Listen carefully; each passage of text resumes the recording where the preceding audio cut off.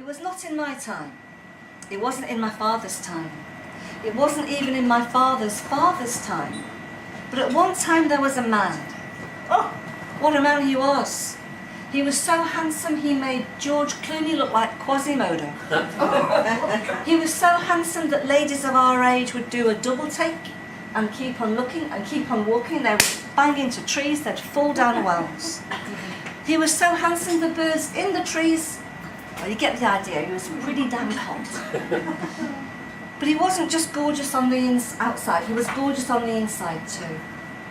This man was a blacksmith and he had a fantastic work ethic. If you made the gates for a mansion, they would be beautiful, a work of art. But if you made a coat hook for a widow in a cottage, that too would be beautiful and a work of art. Not only that, he was a fabulous singer.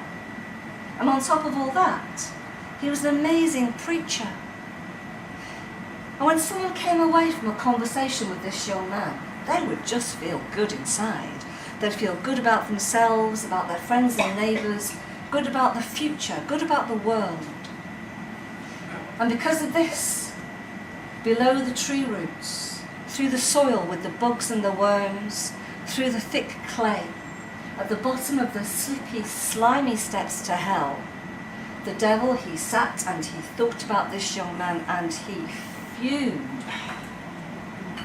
I can't stand him. He's just so good. So that four-letter word that begins with G has two O's and ends in a D.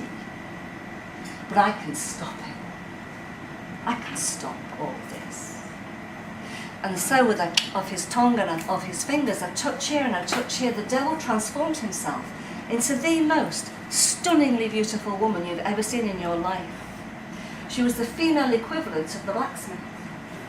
She had great big tresses of lustrous hair, big eyes, big lips, huge attractions. She had a tiny waist and the longest of long legs. And thus disguised, she went up the slippy, slimy steps from hell, through the clay, the soil, the bugs and the worms, up through the tree roots. She shook herself off, cleaned herself down, sashayed up to the smithy, leant on the doorway and said, "Hello." And the poor blacksmith, he was there with his iron tongs, working on some metal in the fire. He looked, and he kept on looking. And that little voice in your head that stops you doing daft things, it was talking to him 10 to a dozen. The ladies all know the voice. You know the voice when you're supposed to be going to Aldi, but you find yourself in Marks and Spencer's. And the voice goes, "Oh no, you should be in Aldi." That voice was saying to him, "Stop looking. You're a married man, you've just had a baby, what are you doing?" But he couldn't help himself. He just looked at the hair, the face, that figure, and those legs. And at the bottom of those legs, the most perfect, tiny, beautifully formed pair of hooves. So he knew what was happening. He pulled his eyes away from this woman, he looked into the fire and he watched while his black tongs turned from black iron to red, from red to orange, orange to yellow, and from yellow to white hot. And when they were white hot, he swung round, grabbed the devil by his nose and threw him out of the smithy. And the devil, he screamed and he cursed and he dived down through the tree roots, the soil, the clay, and said, "I will get him!" He couldn't ruin his reputation as a husband and father. He tried and failed, but maybe, thought the devil, I could ruin his reputation as a craftsman. The devil was thinking it's all right for him, isn't it, to be so pious and good when he's got money coming in. Just see how good he can be when he can't afford to feed his baby. And so with of his tongue and of his fingers, a touch here, the devil transformed himself into an old man, carrying behind him, dragging behind him a half-dead nag of a horse. He was wearing a ragged old cloak with a big hood, and he had a plan to ruin the blacksmith's trade. He was going to go and get 4 new horseshoes, and then go to town.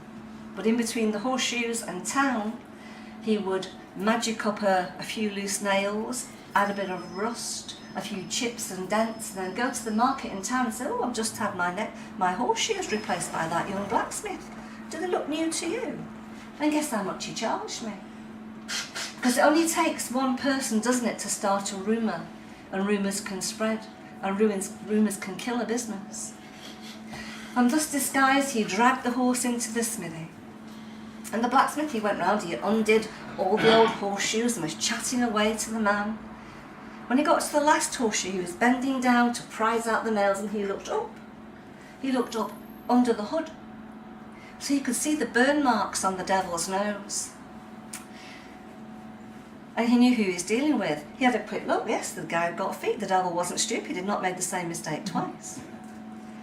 So he watched as the 4 horseshoes he'd put in to heat up turned from black iron to red, red to orange, orange to yellow, and from yellow to white, white hot. Then he went round and said to the devil, normally I would get the horse's leg and I'd put it in between my legs and I'd do it like this, but as you're here, you can help me. Why don't you put the horse's leg through yours? It'd be much quicker.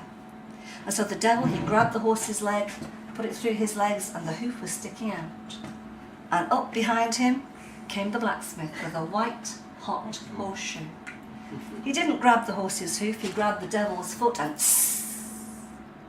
the devil screamed and he cursed. He couldn't get this horseshoe off his now human foot. He said, take it off, take it, I'll do anything. And the blacksmith said, if you'll do anything, then do this.